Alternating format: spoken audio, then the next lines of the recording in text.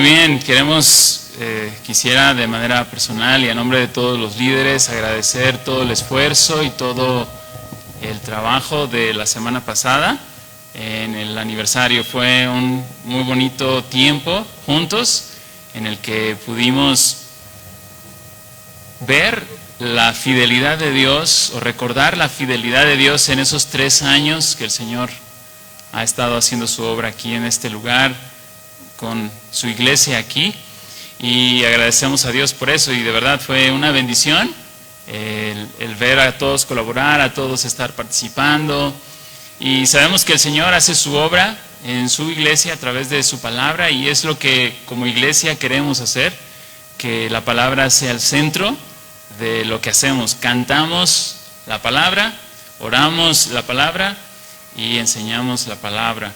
Y ojalá que al terminar hoy tenemos la cena del Señor después de la prédica, un tiempo en el que recordamos precisamente algo que es necesario, que el Señor nos dijo que recordáramos y que hiciéramos en memoria de Él, que es recordar su muerte por nosotros y nuestra esperanza en su resurrección. Así que también tendremos este tiempo especial al final de la predicación. Pero nos preparamos entonces para la prédica de esta mañana. Y estamos ahora en una serie, vamos a estar a partir de este mes de febrero iniciando una serie de predicaciones en el Sermón del Monte. El Sermón del Monte. Está ahí en Mateo, capítulos 5 al 7, y tenía un examen sorpresa para todos ustedes. Y es sorpresa, pues entonces fue un examen. Y este examen solo tiene una pregunta. La pregunta es, ¿leíste el texto que se predicaría hoy? No me contesten todavía. Cada quien va a saber sus respuestas, va a saber si sacó 100 o sacó 0, ¿sí? Pero la idea es que podamos durante la semana prepararnos para este día domingo leyendo el texto que toca. El texto que va a tocar semana tras semana, para que vayamos de alguna manera meditando en el texto, platicándonos, conversando, leyendo, y cuando venimos aquí a la iglesia, ese texto vamos a poderlo disfrutar aún mejor, aún más. Yo estoy seguro de eso. Así que quiero invitarle a poco ir haciendo esto. El texto de hoy son solo 2 versículos. Son solo 2 versículos. El próximo va a ser otro texto y ahí lo vamos a pasar en el grupo. Pero ese será el reto. Ahora, para los que dicen, uy, eso es poquito, a mí me gustan los retos más grandes. ¿Ok? El reto será leer Mateo 5 al 7. Mateo 5 al 7, ahí está el Sermón del Monte. Ese es el Sermón del Monte, Mateo 5, 6 y 7. Y dicen, no, yo quiero más. Alguien dice, no, yo sí quiero, tengo mucho tiempo y quiero más. Bueno, pues lea todo Mateo. Y si no, y si alguien todavía quiere más, pues léase toda la Biblia para que pueda entender lo que este texto nos dice, porque así es. A la luz de toda la escritura, de toda la narrativa de la escritura, es que podemos interpretar bien la porción que leeremos, ¿sale? Entonces ya tenemos la tarea, el examen, pues cada quien, pero ya tenemos la tarea. Voy a leer en la Nueva Biblia de las Américas el pasaje de hoy, que dice Mateo 5, 31 al 32. Creo que ahí está. Dice, también se dijo, cualquiera que repudie a su mujer, que le dé carta de divorcio, pero yo les digo que todo el que se divorcia de su mujer, a no ser por causa de infidelidad, la hace cometer adulterio, y cualquiera que se casa con una mujer divorciada, comete adulterio. Vamos a orar y a ir a la predicación de la palabra de Dios. Señor, en esta hora estamos delante de ti y venimos, Señor, para pedirte que tu Espíritu Santo guíe nuestras mentes, nos dé claridad en la explicación de tu palabra, nos dé convicción, nos afirme en ella, porque lo necesitamos, Señor. Todos aquí necesitamos crecer en tu palabra. Todos necesitamos este texto y todos aquí necesitamos escuchar y atender lo que significa y cómo se ve en esta semana y en la vida diaria. Ayúdanos, te pido humildemente, Señor, ten misericordia de tu siervo y dame claridad, ayúdame a poner mis ojos en ti y a predicar con amor, como un heraldo tuyo, y también dame denuedo para hacerlo conforme a tu voluntad. Y gracias, Señor, por tu palabra, porque ella es nuestro sustento al alma. Bendícenos y te lo pedimos esto en Cristo. Amén. Ahí está el texto. Yo iba a decir, pues está muy claro, ya todos lo entendemos, ya podemos llevárnoslo. Si tienen dudas, ahí le preguntan a Fer. Pero no, la verdad es que pues sí es un texto un tanto complicado, podría decir, pero a la vez es una esperanza. Cuando estudiamos la Biblia de esa manera ordenada, tenemos que llegar a textos donde a veces quisiéramos decir, bueno, aquí como que o lo brincamos o pasamos de largo o lo pasamos rápido, pero necesitamos ese texto. Y algo que, aunque usted no lo crea, el texto en sí no se centra en el divorcio. Sí es un tema importante, pero vamos a ver a qué Jesús estaba queriendo llegar con este texto. El Sermón del Monte comprende 3 bloques. Son 3 bloques de 5, 6 y 7. Y de hecho así está ordenado. Capítulo 5 es el primer bloque, 6 está en medio, 7 al final. Y es el autor, el escritor, que es Mateo, se tomó la labor, son genios literarios los que tenemos en la Biblia, y se tomó la labor de hacer una estructura en este sermón. Y algo interesante es que en la mitad tiene 3 bloques, y esos 3 bloques, adivinen qué tienen, otros 3 bloques. Está ordenado, está estructurado para revelarnos un énfasis, llevarnos a un énfasis que el autor propiamente quiere dar. Y eso nos ayuda para nosotros no darle un énfasis que quizá tenga que ver más con nuestra inclinación, sino queremos ir apegándonos a lo que el texto dice. Entonces estamos en el primer bloque y algunos, quizá desde la última vez que predicamos sobre este texto, el Sermón del Monte, ya tiene rato. Entonces voy a hacer un breve resumen del Sermón del Monte para entender mejor lo que estamos viendo en esta mañana. Entonces, tiene estos 3 bloques y algo que debemos entender es que Mateo se centra en el tema del reino de los cielos.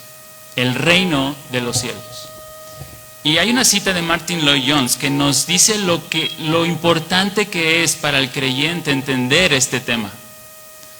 Es muy importante. Dice, el reino de Dios no ha sido establecido en la tierra por completo. Es un reino que esperamos se establezca, pero es un reino que ya ha sido inaugurado. ¿Verdad? Y ahí algunos dicen, amén. ¿Verdad? Porque algunos nada más están esperando a que ese reino venga y pierden la bendición de entender que ese reino ya llegó. Jesús dijo, he aquí, el reino de Dios ha llegado, ¿verdad? Se ha acercado. El rey ya fue coronado y vindicado. Cristo, ahora mismo, está sentado a la diestra del Padre y está reinando. ¿Cómo termina Mateo? ¿Recuerdan? Con la Gran Comisión. Y en la Gran Comisión, antes de la Gran Comisión, les dice, toda autoridad, toda potestad me es dada. Después de que Él fue entronado en la cruz y confirmado, ascendido en resurrección, fue triunfante, o sea, fue coronado como rey. Y entonces ascendió a los cielos, confirmando su victoria como rey. Ahora está a la diestra. Dice, toda potestad me es dada en el cielo. Pero ¿por qué entender esto es relevante para mí hoy? Dice Martin Lloyd-Jones. Porque el reino de Dios está entre nosotros, en cada verdadero cristiano, está en la iglesia. Eso es lo que yo quiero que usted recuerde y tenga presente cuando estemos estudiando el Sermón del Monte.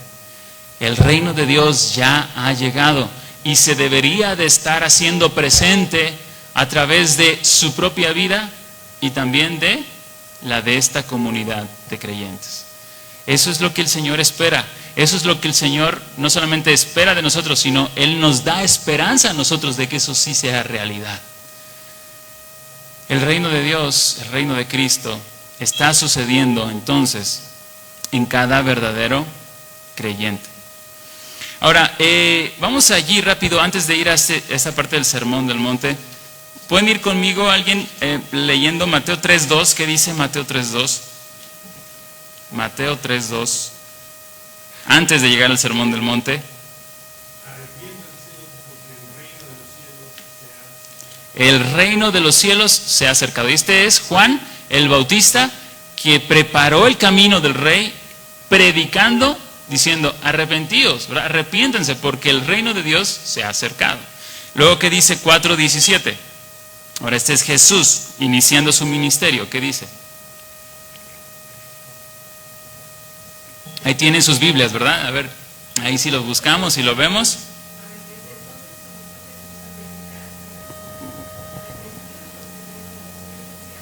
Arrepentíos porque el reino de los cielos se ha acercado. Ahora es Jesús iniciando su ministerio. ¿Y cuál es su mensaje? Arrepentíos porque el reino de los cielos se ha acercado. Y 4.23 dice, y recorrió Jesús toda Galilea. Ahora, aquí es muy interesante.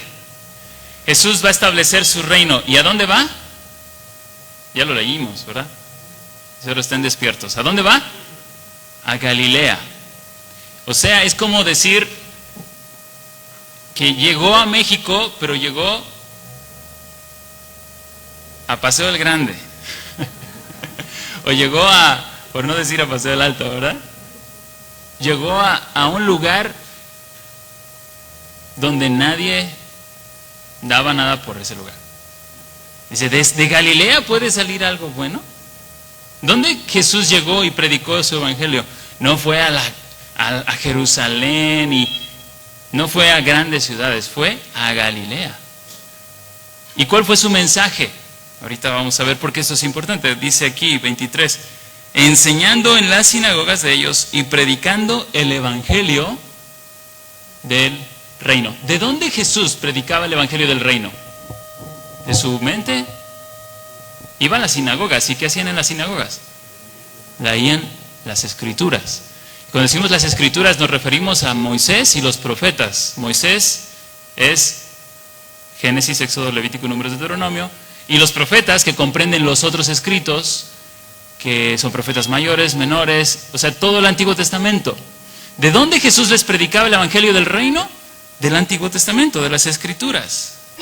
Y sanando toda enfermedad y toda dolencia en el pueblo.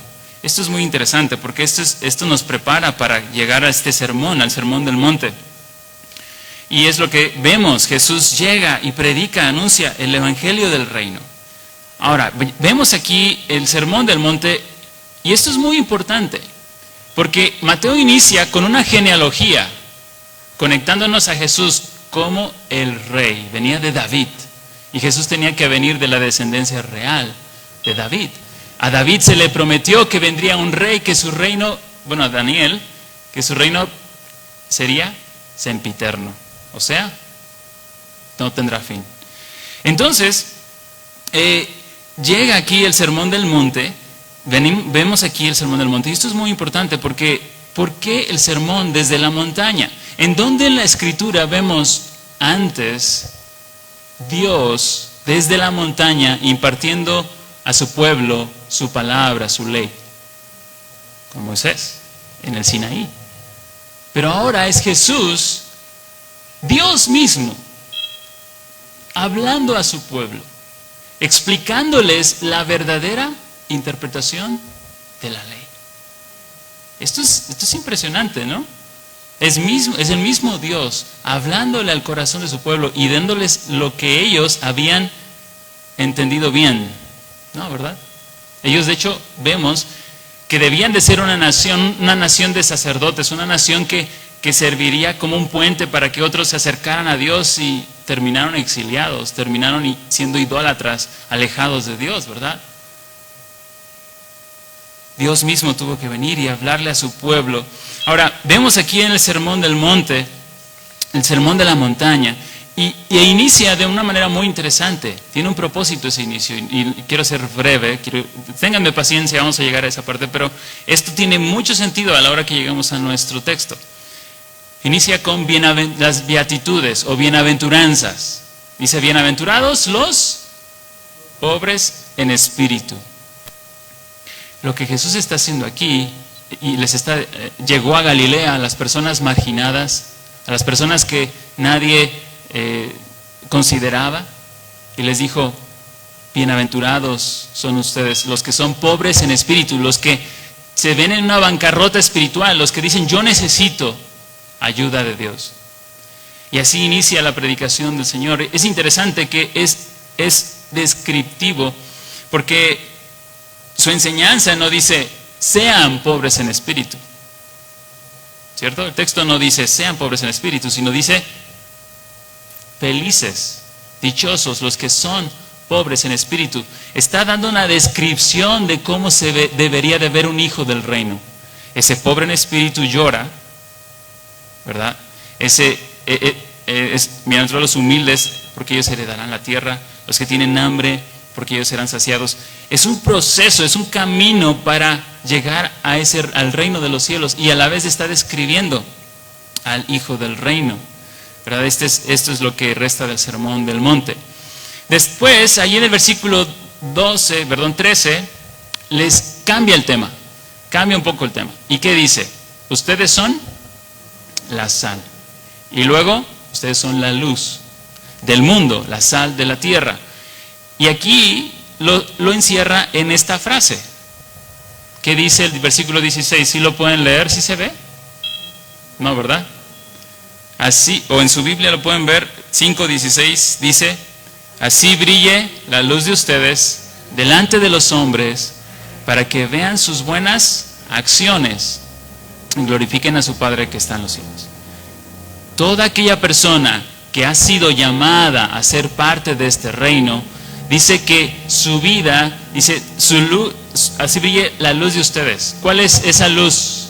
Sus buenas acciones. Son personas que están siendo transformadas y que por sus buenas obras, sus buenas acciones, eso está dando luz a este mundo, está haciendo sal a esta tierra, ¿verdad? Por sus buenas acciones. Y esto es clave, porque después Jesús va a avanzar el sermón y va a entrar en un cambio aquí de tema. No piensen que he venido para poner fin a los profetas. No he venido para poner fin, sino para cumplir. O sea, algunos se preguntaban, bueno, Jesús, tú estás trayendo nuevas enseñanzas, pero él dice, no estoy diciendo que lo que en un tiempo pasado se dijo, eso es desechado. No vengo a abolirlo, no vengo a invalidarlo, sino realmente lo vengo a cumplir. Porque su pueblo no lo había hecho, ¿verdad? El pueblo de Israel. Entonces, empieza el bloque de tres secciones. Si ustedes ven ahí en su Biblia, ¿qué ven en el versículo 5:21? ¿Cómo inicia Jesús? ¿Oísteis? Ustedes han oído que se dijo, ¿verdad?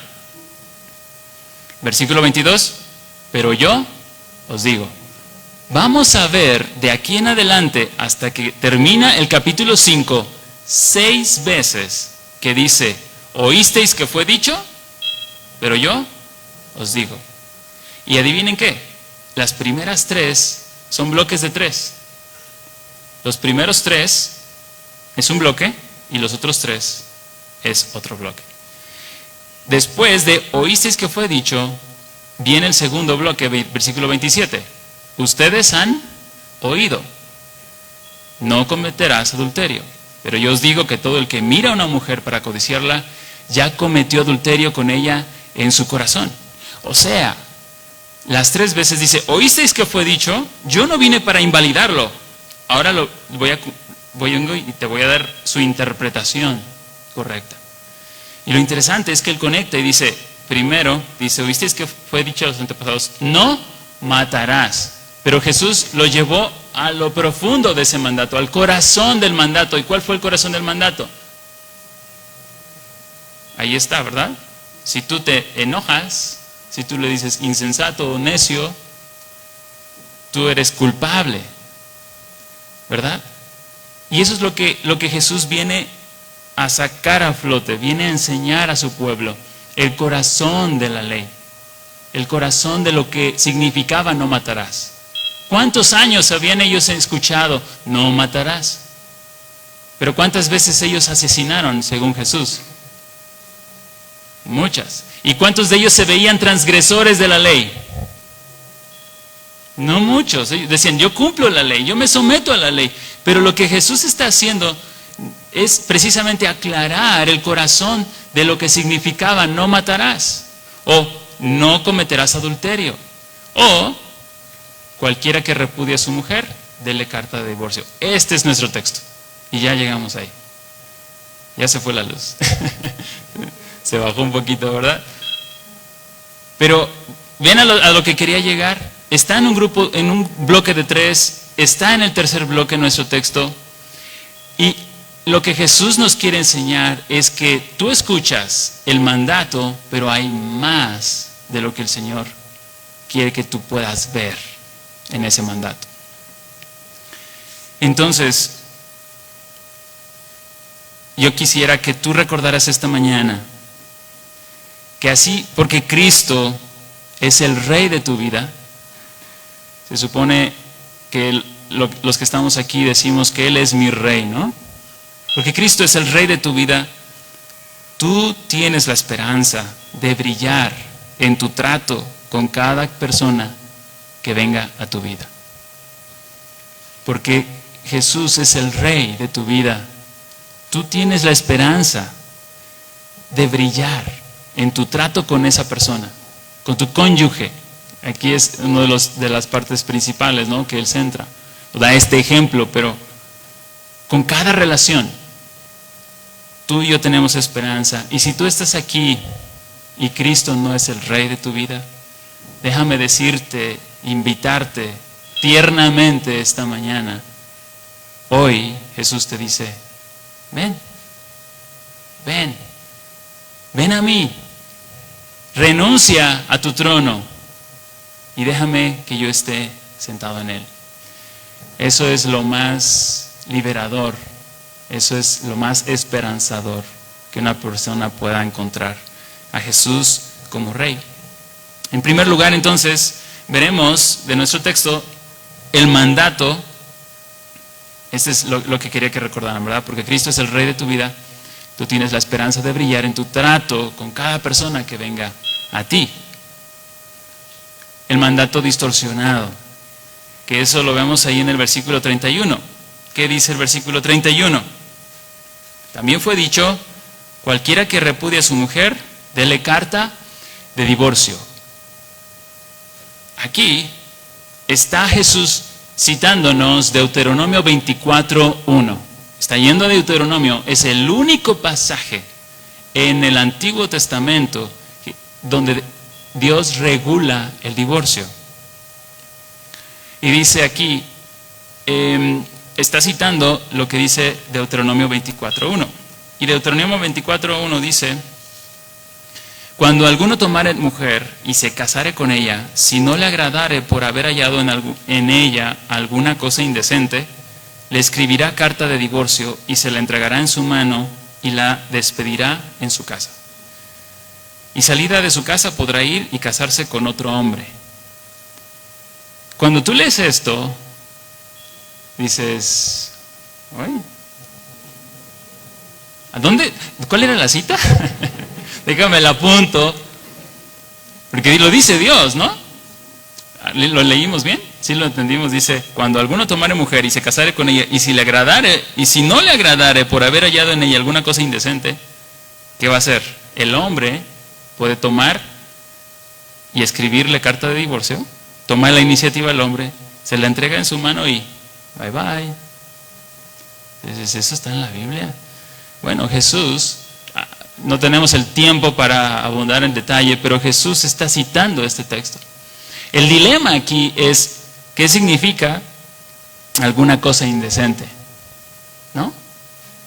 Porque para ti, ¿qué significa una cosa indecente? Quizá para Alex dice, ¿no? Pues el hecho de que se vista así en las mañanas, que no me gusta cómo se vista, ya es indecente para mí.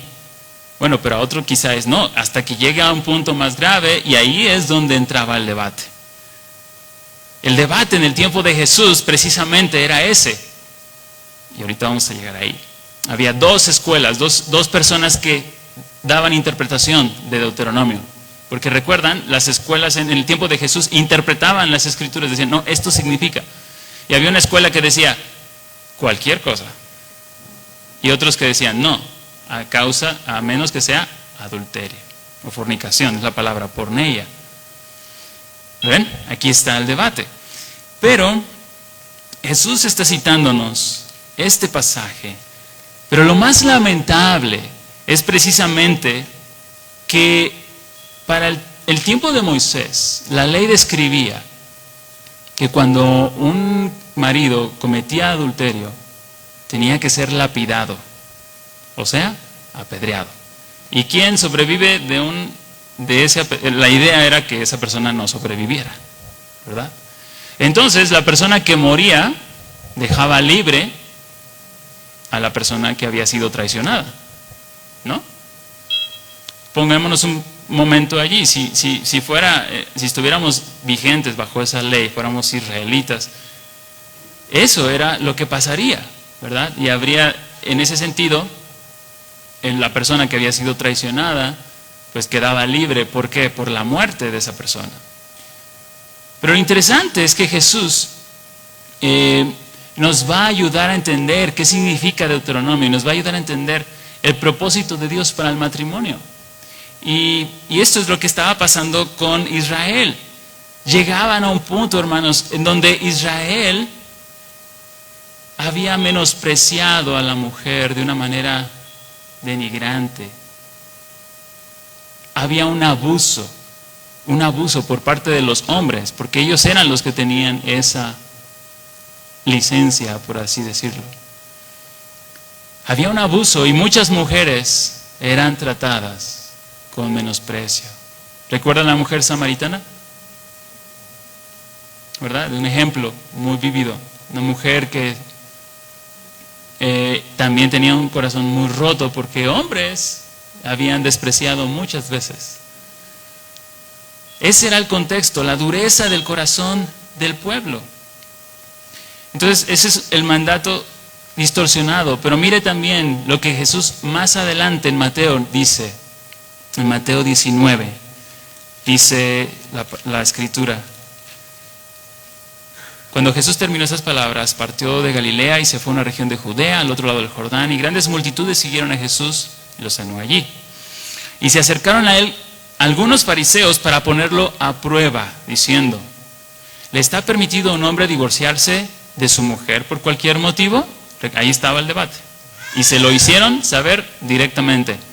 ¿Y qué dijo? ¿No han leído que aquel que los creó desde el principio los hizo varón y hembra? Y dijo, por esta razón el hombre dejará a su padre y a su madre y se unirá a su mujer, y los dos serán una sola carne. Así que ya no son dos, sino una sola carne. Por tanto, lo que Dios ha unido, ningún hombre lo separe. Y entonces ellos responden, ¿por qué mandó Moisés entonces darle carta de divorcio y repudiarla? ¿Cuál era su defensa? Deuteronomio 24, ¿verdad? ¿Y qué dice Jesús? Por la dureza de su corazón, Moisés les permitió a ustedes divorciarse de sus mujeres, pero no ha sido así desde el principio. Yo les digo que cualquiera que se divorcie de su mujer, salvo por infidelidad, y se case con otra, comete adulterio. Jesús aquí, como nuestro texto está diciendo de las dos posturas, aclara que la postura de adulterio era la que, por así decirlo, se apegaba más a la ley. Pero aún entre estas dos, él dijo que la dureza del corazón era el problema. ¿Lo ve? O sea, él no está a favor de una escuela u otra escuela que interpretaban la ley, sino está diciéndonos, ustedes no están entendiendo, están mal entendiendo, mal interpretando lo que Moisés dice, lo que Dios dijo por medio de Moisés, ¿verdad? Es la dureza de su corazón, la dureza del corazón. Y es que cuando leemos la Biblia, tenemos que recordarnos esto. Israel, dice Romanos 14, que estas cosas fueron escritas para nuestro ejemplo, ¿no? Israel particularmente nos enseña nuestra necesidad de un Salvador. Israel no pudo cumplir la ley, ni podrá. Así tampoco nosotros. Israel necesitaba a Jesús, que llegara a Jesús, que llegara alguien, un hombre y Dios, perfectamente hombre, para cumplir la ley y ser, como cantamos, nuestro glorioso intercambio. Su vida fuera tomada a nuestra cuenta, una vida perfecta. Entonces nos muestra la condición del hombre y la inclinación de su corazón. Eso es lo que nos enseña Israel. Y lo que estamos viendo en nuestro texto. Dureza de corazón. Abuso a la ley, ¿verdad? Entonces estudiamos nuestro pasaje y nos damos cuenta que la manera de enseñar de Jesús, si volvemos ahí a nuestro texto, que es Mateo 5:31, recuerda que dice en la primera parte, Mateo 5:31, nos dice precisamente que cualquiera que repudie a su mujer, dele carta de divorcio. Eso es lo que ustedes ven en Deuteronomio. Pero luego, ahí va la correcta interpretación. Pero yo os digo. Y él va a dar la correcta interpretación. Lo interesante es precisamente que la estructura donde está nuestro texto nos va a revelar que la manera en que Jesús está enseñando, que es una manera metafórica, no literal, sino está usando figuras, está usando un lenguaje figurativo para ayudarnos a entender que hay algo más en el fondo. ¿Y sabe qué es lo que vemos en estos tres bloques de, oíste que fue dicho, pero yo os digo? El primero era, no matarás, ¿verdad? ¿Y saben cuál era el corazón de esta ley? No era tanto, no llegues a cometer homicidio.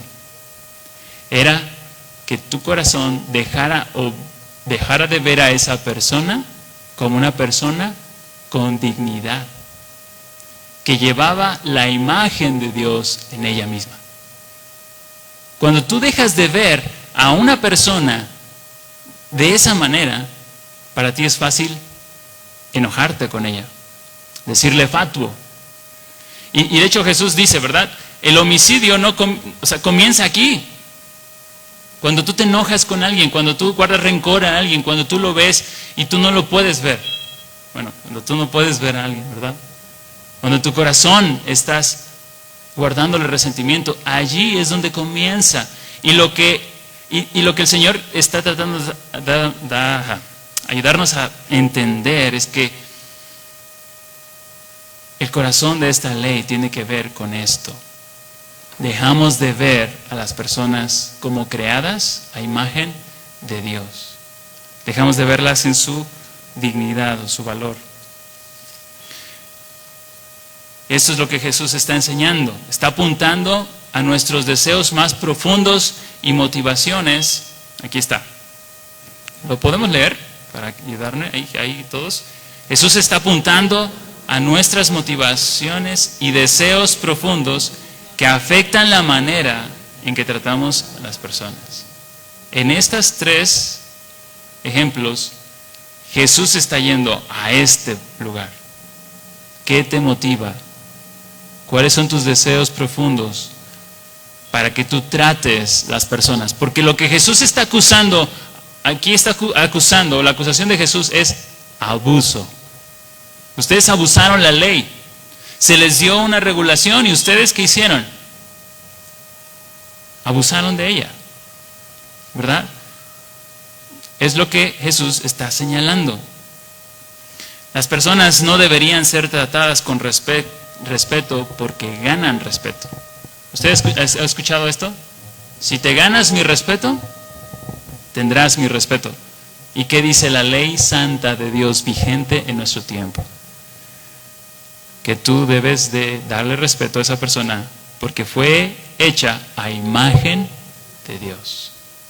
Esa persona vale no por lo que da, no por lo que hace, no por lo que logra, no por lo que pueda darte. Esa persona vale porque lleva la misma imagen de Dios. Y eso es muy importante en nuestro tiempo. Porque desde la ilustración, paréntesis aquí, ¿qué hizo el hombre? Quitó a Dios de la ecuación. ¿Verdad? Quitó a Dios de la ecuación. Y si Dios no está, mucho menos el hombre, bueno, pues lo sabemos todos. ¿Qué enseñan en las escuelas hoy en día? Que el hombre viene de la evolución. Para nada el hombre lleva la imagen o es portador de la imagen de Dios. Y esto es muy importante, ¿verdad? Sí, o sea, venimos de la evolución. No hay Dios, no existe aquí. Y entonces quitas la dignidad a las personas. Y las personas, por tanto, tienen que buscar dignidad en algo más, ¿no? ¿Quiénes son las personas que a nuestra sociedad son las que valen o aportan? Las que tienen valor, ¿quiénes son? Bueno, hace 30 años eran los científicos, los ingenieros, los profesionistas que aportaban o descubrían. Pero eso es hace 30 años. Todavía algo de eso. Pero ¿quiénes son las personas que tienen valor, que les damos dinero, que les damos atención, que les damos los famosos? Yo no estoy en contra de eso, sino estoy diciendo cómo el hombre ha llegado quitando a Dios de la ecuación y ha quitado al hombre su dignidad dada por Dios. ¿Cuál es? Que fue creado a imagen de Dios. Le quitó eso y entonces el hombre está perdido, dándole dignidad a personas por cosas absurdas. ¿Por qué deberíamos de dar respeto a alguien? ¿Por qué deberíamos de dar justicia a alguien? ¿Por qué deberíamos tratar a las personas con dignidad? Porque son portadoras de la imagen de Dios. La ley santa de Dios en el corazón del creyente, mire esto. La ley santa de Dios en el corazón del creyente se cumple cuando un hijo del reino crece en su mejor trato con las personas. ¿Cómo? Con justicia, dignidad y respeto por ser hechas a imagen de Dios. Solo piénsalo por un momento, un día, donde toda la gente se trate con dignidad, justicia y respeto, sencillamente porque fueron creadas a imagen de Dios. ¿Cómo sería esa sociedad? ¡Wow! Yo no te doy algo porque lo mereces. Yo no te trato porque tú me tratas bien. Eso va en contra, ¿no? De hecho, ese es el tema de Mateo. El tema de Mateo es que viene el reino de los cielos. El reino de los cielos ha llegado y es un reino de cabeza, donde el mayor es realmente el menor, donde la autoridad es el que más sirve, donde el que quiere ganar su vida la debe perder. Ese es el reino de los cielos y de eso está hablando Jesús. Está queriendo ayudarnos a entender su ley buena, santa. ¿Sabe? Cuando escuchamos la palabra ley, como que no nos gusta mucho. Yo desde chiquito no me gustaban las reglas. Yo no sé usted, a mí no. Y lo veo en mis hijos. Bueno, algunas sí, ¿verdad? Según. Pero no nos gusta. Pero la realidad es que la ley de Dios es buena, es agradable, es hermosa, crea belleza. Ese es el tema de la Biblia, que desde el templo de Dios, ponga atención aquí, el templo de Dios, dice Apocalipsis, corre un río. Y a su paso ese río, va creando vida y hermosura y belleza. ¿Y sabe cuál es el templo de Dios? Cristo mismo. ¿Y quiénes son el templo de Dios aquí en la tierra? La iglesia. Que con sus obras, recuerda, así brille vuestra luz. ¿Cuál es esa luz? Buenas acciones. Personas que no matan, pero no solo no matan, sino aman. Personas que no codician a la mujer del prójimo. No solo dicen no codiciarás, dice el Señor, ¿verdad? hacen cosas radicales para eso. Se cortan el ojo, se cortan las manos. Acuérdese que Jesús está hablando metafóricamente, ¿verdad? No está diciendo literalmente que si no tenemos aquí muchos mancos y ciegos. Pero no, pero hacemos cosas radicales porque amamos a nuestro Rey. Amamos a nuestro Rey. Ese amor por nuestro Rey produce una obediencia genuina. Entonces la ley santa de Dios en el corazón del creyente cumple, ¿verdad? Se cumple cuando ese hijo del reino, ¿verdad?, mira a cada persona que se atraviesa en su camino, la mira con amor. Un ejemplo aquí breve. En mayo del año pasado, Dios me permitió trabajar en un gimnasio donde veía, por varios años, casi 15 años, estuve trabajando en una escuela cristiana y veía que siempre cristianitos por todo tiempo, por todos lados, ¿verdad? Obviamente no estaba aislado, pero no tenía esa frecuencia de trabajar con personas que no tenían temor de Dios para nada. Bueno, hay gracia común en los incrédulos, pero eso fue una experiencia en esta dimensión. Yo trataba a las personas y ¿sabe qué veía allá afuera? Todos se tratan por lo que te dan o por cómo se ven. De hecho, la lucha constante allí era que se atendía a la gente por cómo se veía. Si se veía con ropa muy buena, esta persona sí me va a dar un personalizado, ¿no? Sí me va a pagar los 4,000 pesos al mes de un personalizado. Yo digo, ¿quién paga tanto? Así se trataban las personas. ¿Por qué se trataban? ¿O cuál era su trato? ¿Cuál era el beneficio? Por lo que ellos podían darte. Y eso solamente está alimentando el egoísmo que ya hay en nosotros. Pero fue una experiencia, y yo no quiero dar un ejemplo como poniéndome yo como ejemplo, sino que fue retador para mí. Me di cuenta que también está esa tendencia en mi corazón de tratar bien a los que me tratan bien. Pero aquel que habla mal de mí, o aquel que dijo algo mal de mí, el reino de Dios se hace presente en la medida que nosotros conocemos a nuestro Señor y conocemos el mandato, el corazón del mandato. Leemos esta parte. Cada relación es una oportunidad continua de vivir como un hijo del reino de los cielos. Es verdad que Jesús está hablando en el contexto del matrimonio, pero ¿dónde hay abusos? ¿En qué tipos de relaciones hay abusos? Casi en todas. El maestro abusa de sus alumnos, los alumnos abusan de su maestro, el trabajador abusa de su empleador y el empleador abusa del trabajador, ¿verdad? Nada más andamos ahí viendo de dónde sacar cada quien. Eso es común en nosotros. ¿Por qué? Porque somos personas caídas. Pero la esperanza que nosotros tenemos hoy es que viene el reino de los cielos, como leímos esa cita de Martin Lloyd-Jones. El reino de los cielos ya ha llegado. El reino de los cielos está aquí, está presente. ¿Dónde? En su iglesia.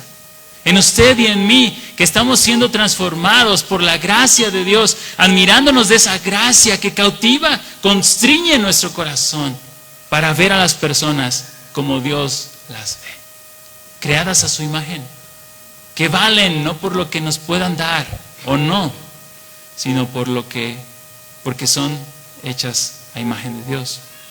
Número dos.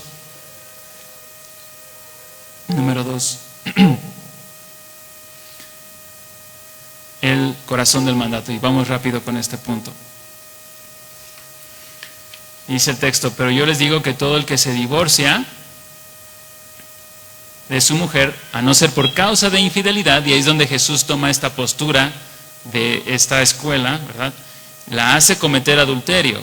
Y cualquiera que se casa con una mujer divorciada comete adulterio. Ahora, lo que está diciendo Jesús y lo que aquí nos debe captar la atención es que Jesús está enseñando. Dice, si tú te divorcias de una persona solo porque te plació hacerlo, ¿sabes qué? Haces que esa persona cometa adulterio. Y la persona que se va a casar con esa persona, si se casa, también comete adulterio. Ahora, parece que Jesús lo que está haciendo aquí, y no nos vayamos rápido, Jesús, tal es duro, ¿no? Les diríamos nosotros. Pero ¿sabe qué? Jesús está siendo provocativo, como lo ha hecho en sus otras dos secciones también. Córtate el ojo, arráncate la mano. No está diciendo literalmente, está usando un lenguaje metafórico provocativo para que la audiencia diga, a ver, ¿en serio? ¿En serio? Ay. ¿Ah? O sea, está tratando de llamar su atención para que su audiencia reaccione. Diga, ¿qué te estás refiriendo, Jesús?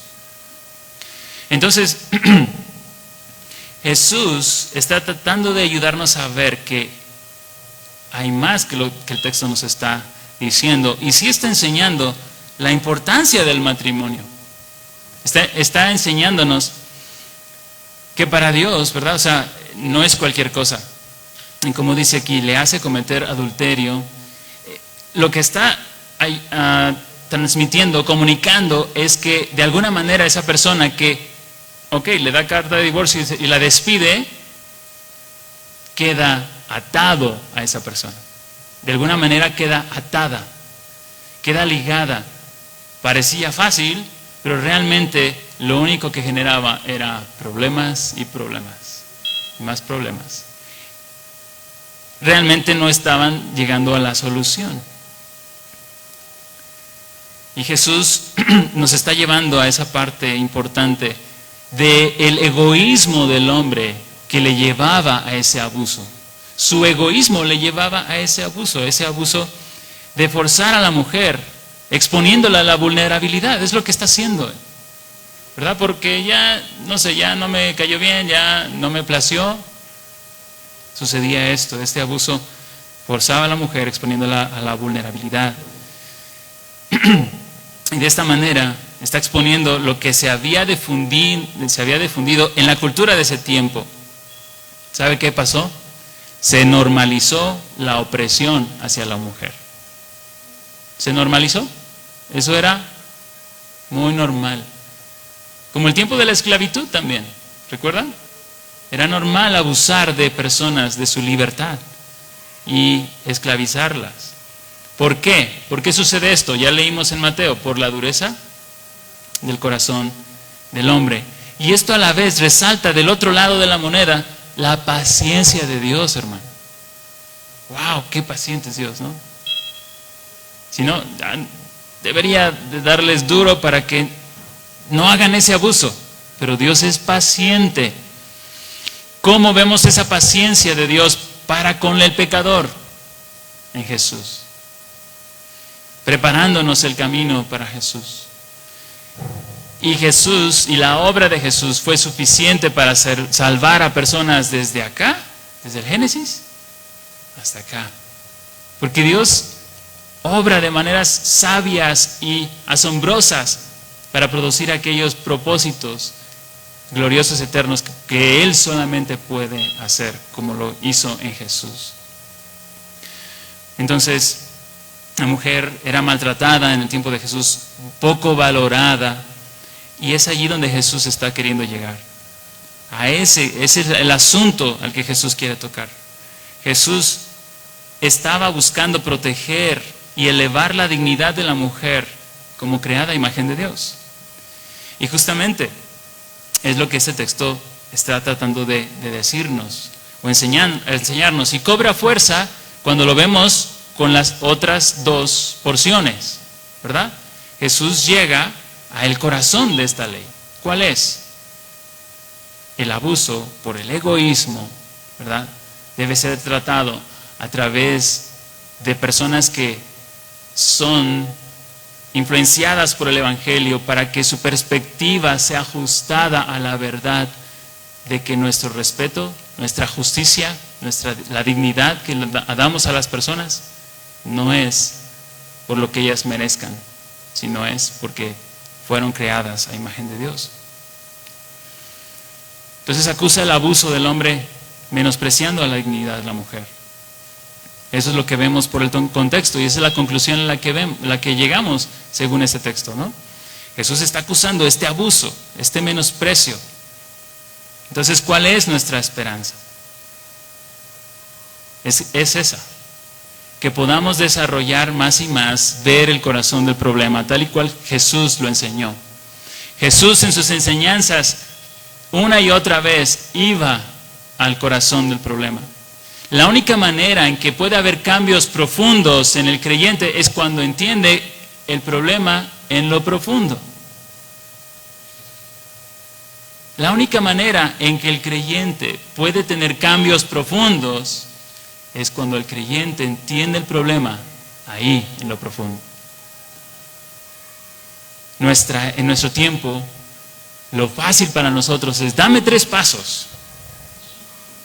Es: dime qué debo de hacer. Dime los 3 pasos para poder hacerlo, para poder conseguir no odiar a alguien o amar a las personas. ¿Verdad? Nosotros tendemos a correr, queremos ir a prisa, pero la manera de obrar de Dios es que Él quiere que nosotros podamos entender que no hay en nosotros la solución. No está en nosotros la esperanza. En la medida que encontramos nuestro valor en la cruz de Jesús, el Hijo del Reino, su perspectiva es ajustada cuando el Hijo del Reino puede ver que su valor, su dignidad solamente puede ser encontrada en un lugar, que es la cruz de Jesús. Tú vales y yo valgo porque fui creado a imagen de Dios. Pero ¿sabe cuáles son las buenas noticias para nosotros? Más allá de estas, de que fuimos creados a imagen de Dios. Que somos hijos de Dios. Que ahora somos hijos de Dios. No solamente fuimos creados a imagen de Dios, ahora encontramos valor en la cruz de Jesús. ¿Por qué? Porque nos sacó de las tinieblas a su luz.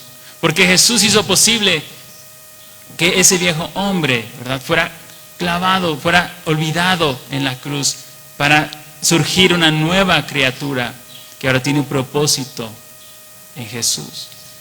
Entonces, en la medida que nosotros encontramos nuestro valor en Jesús, en la cruz, habrá libertad.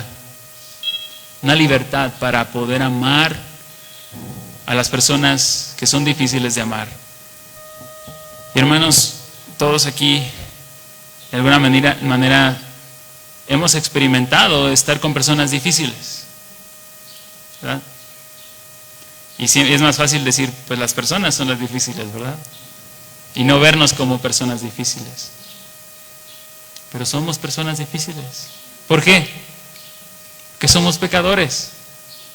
Porque el pecado mora en nosotros. Nosotros pecamos porque somos pecadores, no porque el pecado ahí se pone en frente de nosotros. Es porque está en nosotros el pecado.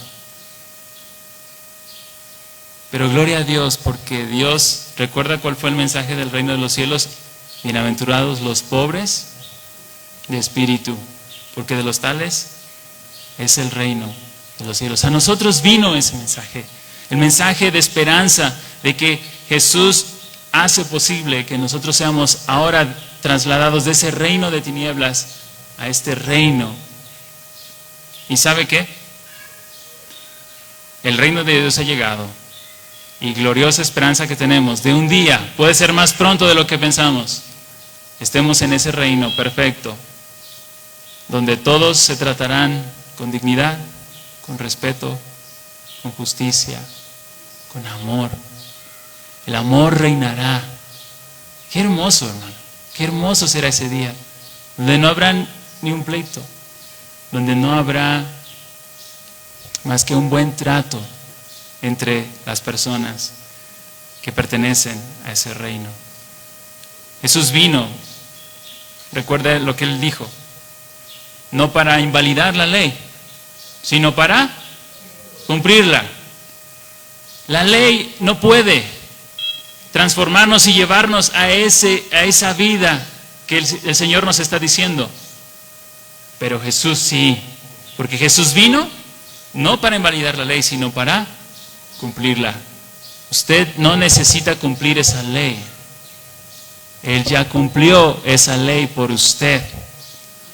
Y ahora Dios lo ve como alguien que cumplió esa ley. Pero eso produce en el verdadero creyente ese cumplimiento, esa transformación. ¿Sí me explico? Quiero ser muy claro en este punto. Usted no necesita cumplir la ley, ¿verdad? Pero no confundir aquí. Usted y yo no necesitamos cumplir la ley. Jesús ya la cumplió perfectamente en nuestro lugar. Pero porque Él la cumplió perfectamente en nuestro lugar, dice la palabra de Dios, que ese cumplimiento perfecto en nuestro lugar produce en nosotros ese constreñir, ese dolor, porque ahora hay una relación con aquel que dio su vida por nosotros. Y hay un amor genuino por Él que nos lleva a una obediencia que resulta en una vida transformada. Y entonces esa ley se cumple en el creyente. ¿Lo ve? Es diferente. Está puesto en el lugar diferente. A veces que hay cristianos no estamos avanzando porque creemos que necesitamos cumplir la ley y porque depende de nosotros cumplir esa ley. Pero gloria a Dios por Jesús, porque Cristo cumplió esa ley por nosotros. Cristo es el Rey de tu vida. Tú tienes la esperanza de brillar en tu trato con tu cónyuge, con tu vecino, con tu vecina, con cada persona que se ponga en tu lugar. Tú y yo podemos tener la esperanza de brillar en esas situaciones. Señor, en esta hora, con humildad te pedimos que tu palabra halle lugar en nuestro corazón. Te pedimos que tu Santo Espíritu nos ayude a traer una convicción renovada.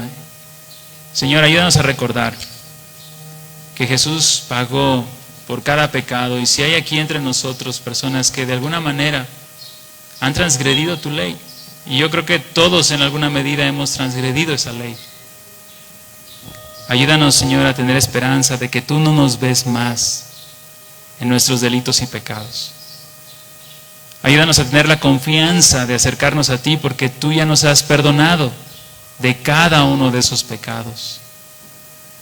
Y en la situación que estemos, podamos confiar, Señor, que tu gracia es suficiente para seguir transformando vidas de personas que antes estábamos perdidas y extraviadas en nuestros pecados, pero ahora tenemos la esperanza de vivir tu ley agradable, perfecta, por lo que Jesús ya hizo en la cruz. Perdónanos y ayúdanos, aliéntanos con tu verdad para confiar que tenemos esa esperanza genuina en ser personas que cada vez más viven cumpliendo, viviendo, reflejando ese reino que nos espera, ese reino perfecto de los cielos. Bendícenos, Señor, y te lo pedimos esto en Cristo Jesús. Amén. Amén. Vamos a seguir con la ofrenda.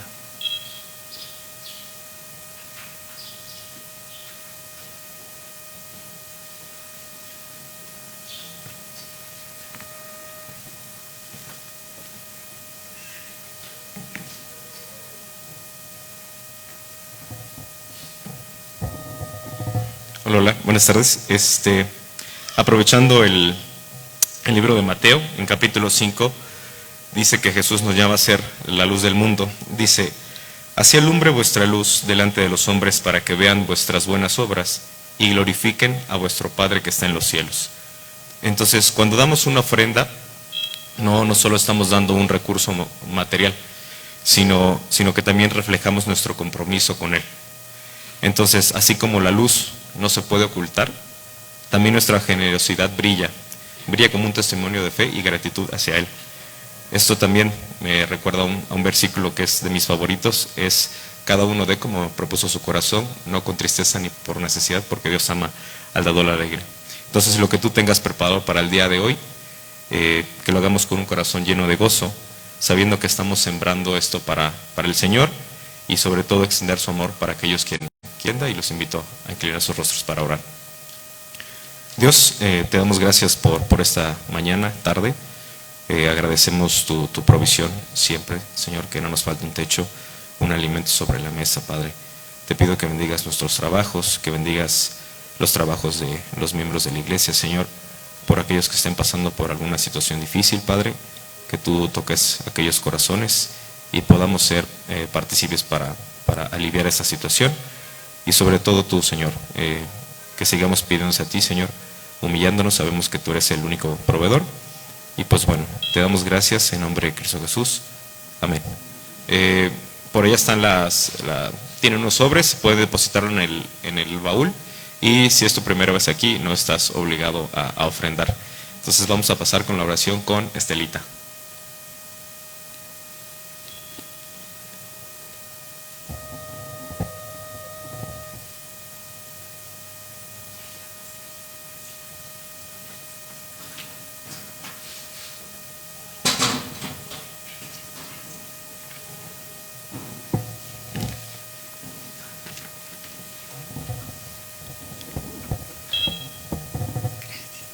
Hermanos, perdón, inclinemos nuestro rostro para orar, por favor.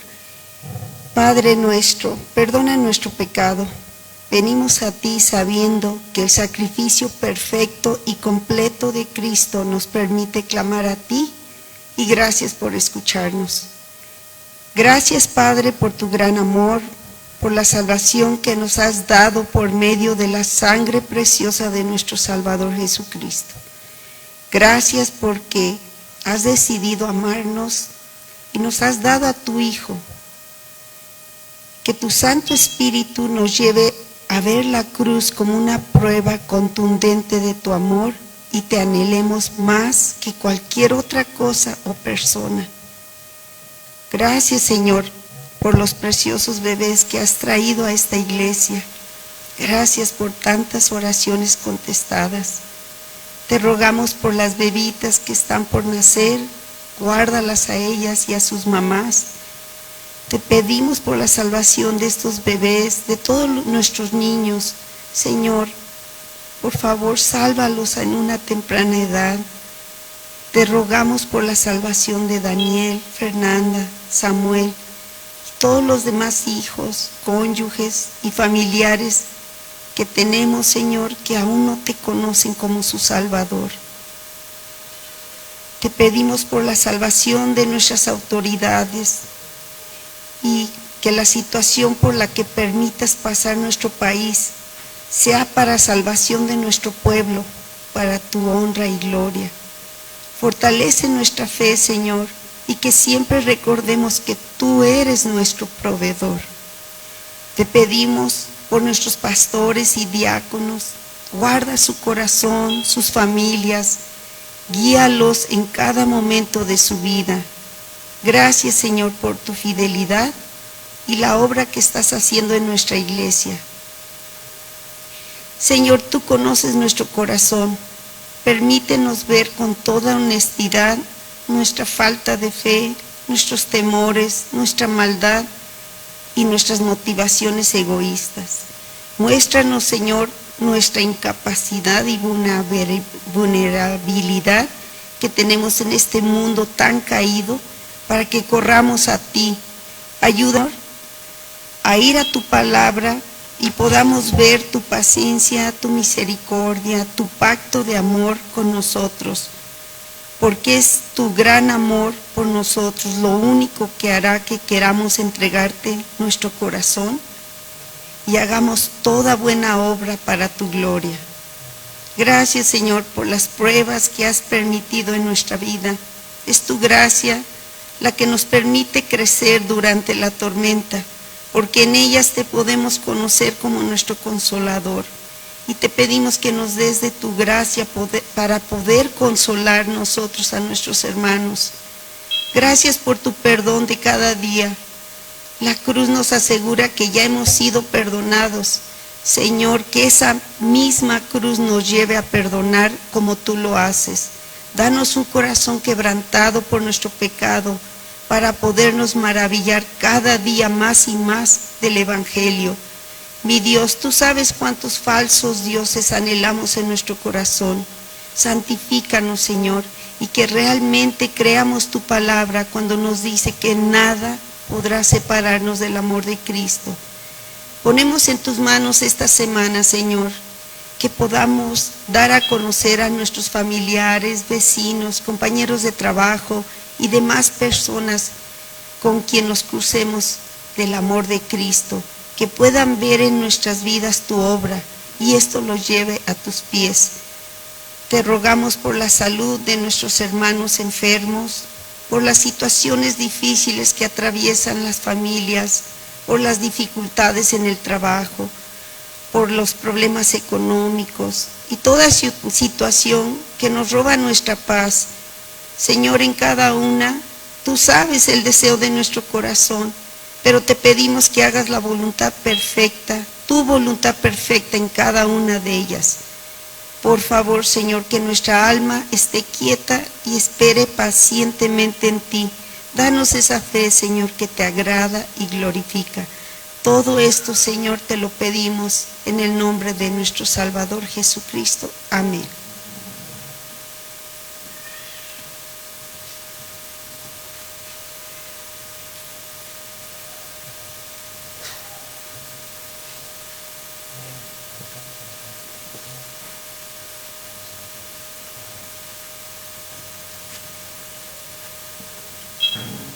Muy bien, vamos a celebrar la Cena del Señor, pero antes yo les pediría que los que tengan o quieran ir al sanitario vayan rapidísimo y todos los demás tomen su vasito, el panecito, y lo vamos a hacer un poco diferente en esta ocasión.